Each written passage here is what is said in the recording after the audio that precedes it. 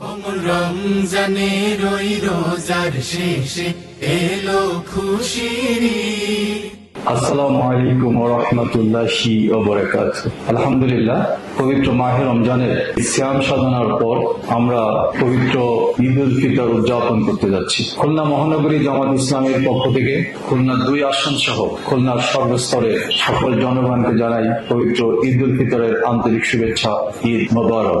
ঈদ বয়ানুক সকলের জীবনে সুখ, শান্তি, সমৃদ্ধি। ধনী গরিব, ছোট বড় সকলে এক কাতারে সামিল হোক, দূরীভূত হোক হিংসা, বিদ্বেষ, হানাহানি। পবিত্র মাহে রমজান এবং কোরআনের শিক্ষায় উজ্জীবিত হোক, উন্নত হোক আমাদের জীবন।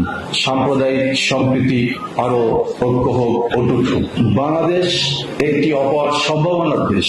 দেশের স্থিতি, শান্তি, দেশের অগ্রগতি, উন্নতি, দেশের জাতীয় নিরাপত্তা, দেশের স্বাধীনতা, সার্বভৌমত্ব রক্ষার প্রয়োজন জাতীয় ঐক্যে।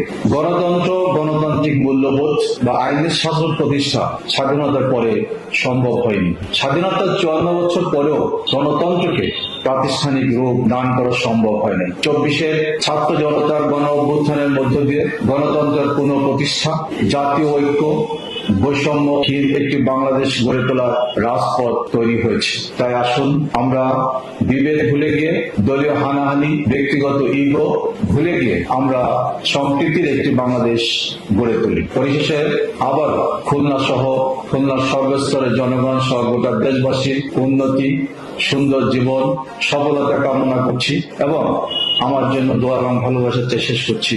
আল্লাহ হাফেজ।